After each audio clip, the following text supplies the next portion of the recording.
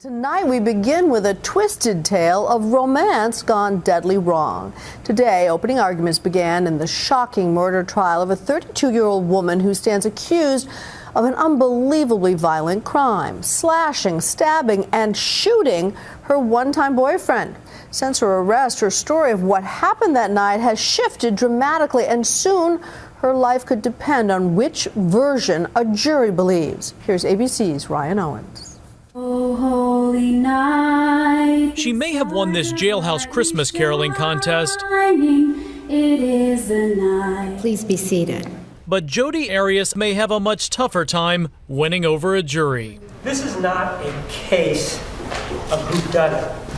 The person who done it, the person who committed this killing, sits in court today. The 32-year-old who faces the death penalty cried today as prosecutors laid out their opening arguments, detailing for the jury in Phoenix, Arizona, how she allegedly murdered her one-time boyfriend, Travis Alexander, in June of 2008.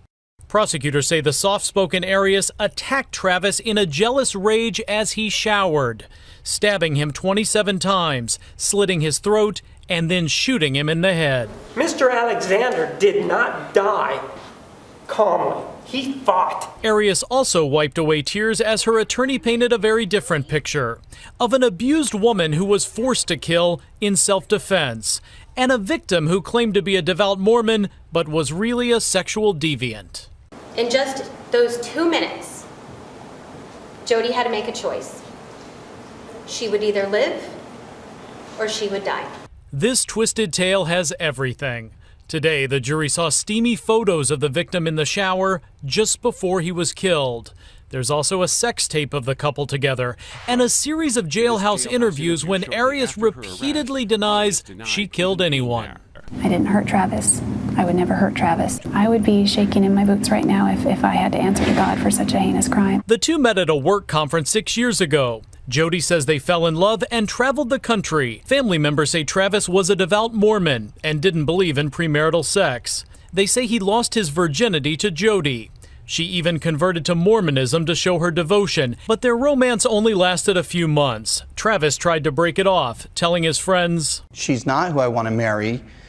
There's nothing about her that I see in marriage material or wife material." Travis's friends say Jodi stalked him in the months leading up to the murder after she found out he had started dating other women. One night his tires were slashed, and it obviously wasn't an accident.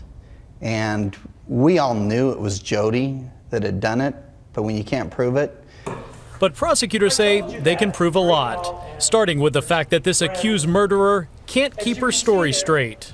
Did you kill Travis Alexander? Absolutely not. No, I had no part in it. 2 weeks after those jailhouse interviews when she denied being at Travis's house the night of the murder, Jodi Arias told the TV show Inside Edition something quite different.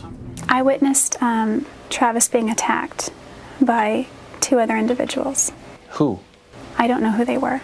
I couldn't pick them out in a police lineup. That story didn't hold up long either, especially once detectives found a camera in Travis Alexander's washing machine.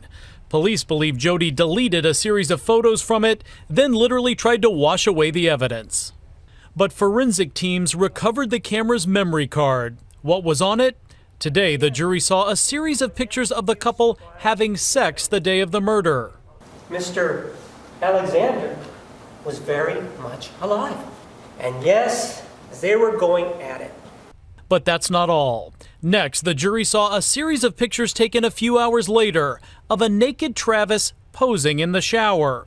Then, seconds after that, a couple of pictures that look like they were accidentally snapped, showing Travis's bloody body. And then, after it appears someone dropped the camera, a snapshot of Jodi Arias dragging his body. Which brings us to her latest story, the one her attorney began telling the jury today. Had Jodi not chosen to defend herself, she would not be here. Jodi now says she did kill Travis, but only in self-defense. She says he got enraged when she dropped his new camera. Yes, the one with all of the evidence on it, and then threatened to kill her. In fact, she claims he was sexually and physically abusive to her throughout the relationship. Her attorney showed the jury this t-shirt she says illustrates Travis's sense of ownership of Jodi. There's not any evidence of all the women that Travis has ever dated in his life. Not one of them has ever come forward and said, when our relationship broke up, he was angry, he showed violence. It's just not in his nature. It's just not his personality. And the evidence is very clear that he was obviously in a defensive mode. Still, it's up to the prosecution to prove this wasn't a case of self-defense. The law in Arizona does make it tougher for prosecutors to effectively disprove self-defense. But with these facts, I don't think that's going to be particularly difficult. Jodi Ariz remains as confident today as she was the day she was arrested. No jury is going to convict me. Why not? Because I'm innocent, and you can mark my words on that one. No jury will convict me. The prosecutor ended his arguments today by playing that clip for the jury. It will be their job to decide if the accused murderer who keeps changing her tune A thrill of hope. is guilty and whether she should die for the crime. I'm Ryan Owens for Nightline in Phoenix.